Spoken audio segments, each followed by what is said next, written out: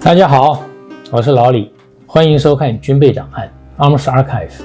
这一集为大家示范 Mosin Nagant M1891步枪的细部分解。在世界的兵器史里头 ，M1891也叫做三线步枪，是空前绝后、产量最大，也是服役时间最长的拉栓式步枪。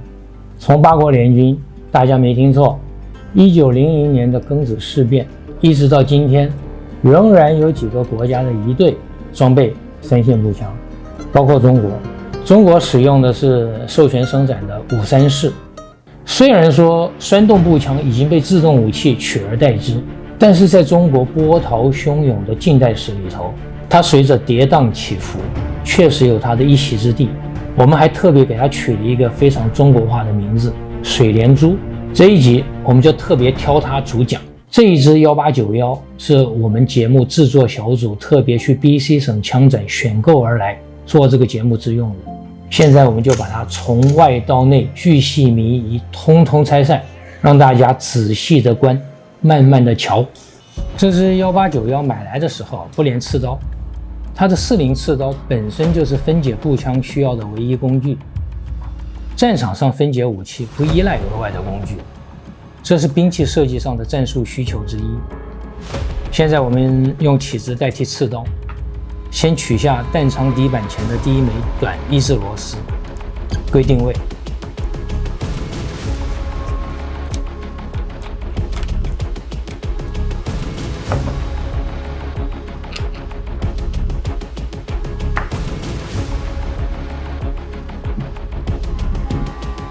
接着拆除后膛末端的长1字螺丝，仅有的2只螺丝前短后长错不了，这是19世纪的明智之举，现代词汇是 Murphy Free。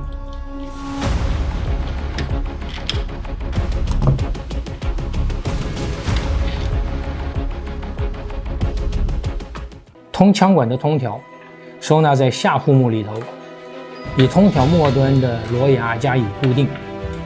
转松螺牙后，顺着护木下凹槽完全抽出。通条前端有个小洞，是塞入清理膛孔小布条用的。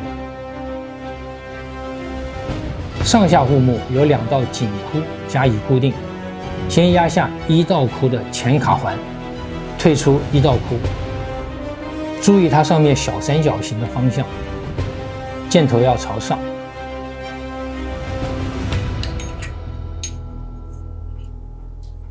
再紧压2道箍的后卡环，退出2道箍，上护木就下来了。1道箍、2道箍都有个小三角形记号，切记凡见小三角，复原时箭头朝上。有没有看到下护木下缘的小长孔？那是肩带孔。三线步枪没有前后的肩带环，金属环在行动的时候会产生撞击声。而三线步枪的帆布肩带直接穿过木质结构，衔枚疾走时无声无息，有力突击。拆除上护木后，将弹仓扳机护弓 assembly 从枪身下方拔出来。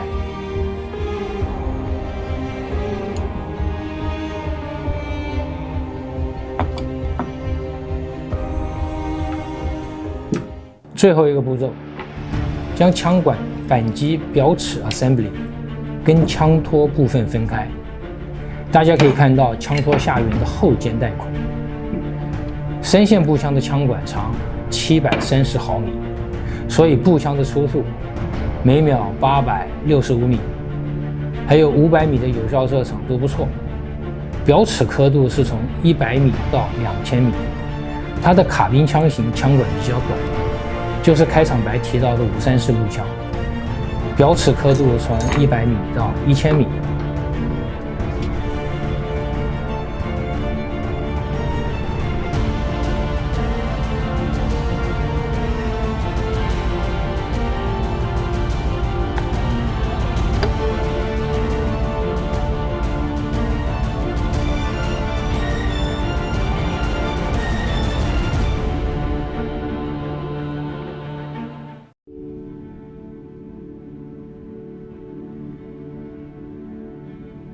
将枪管、扳机、表齿 assembly 前后对齐，放入下护木的中央凹槽。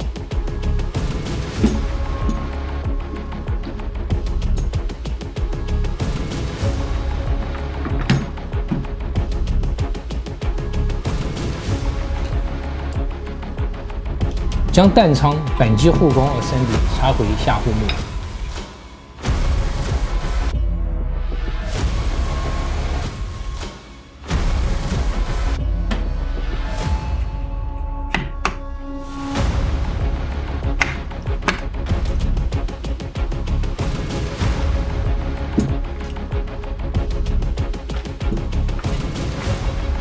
上护木盖回枪管时，把2道箍推进到后卡环，卡入它这个凹槽中加以固定。凡见小三角复原时箭头朝上。2道箍的接合缝都要对正枪身下方的中心线。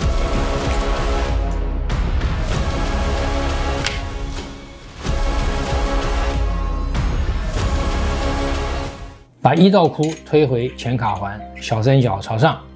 卡入它的凹槽中加以固定。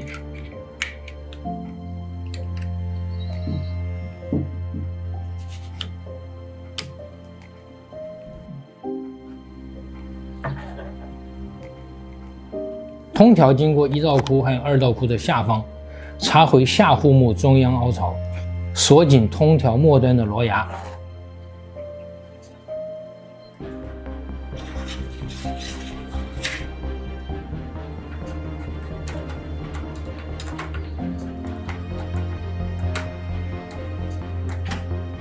长螺丝锁回后膛的位置，短螺丝锁回弹仓的前端。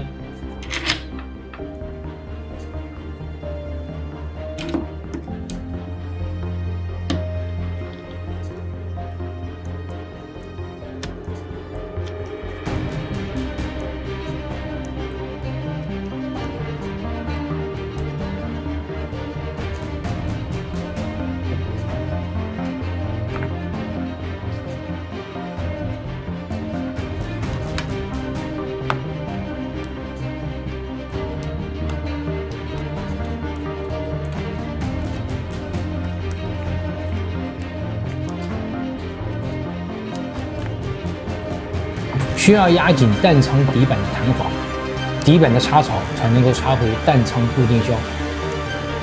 前端插回固定销之后，把弹仓的后端向上推入弹仓扣，固定。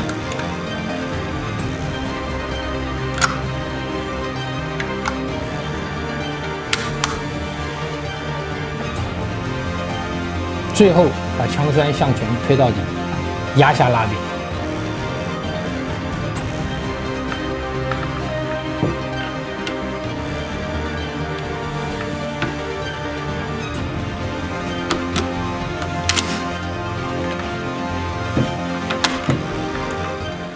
枪械就是一种机器，例行的细部分解、擦枪，就是对机器的妥善维护。你对它好，它就对你好。怎么个好法？就是最重要的安全操作。一支用心保养的枪，不但可以随时动用，而且可以传之久远。不然的话，不但枪支的寿命不长，而且会产生各式各样的问题，譬如零件锈蚀、弹道偏差、空弹、急发、退壳、抛壳、卡弹，甚至炸膛。好，今天Mosin Nagant的故事我们就讲那么多，希望大家继续关注，更欢迎留言批评指教，订阅分享点个赞，谢谢收看，下期再会。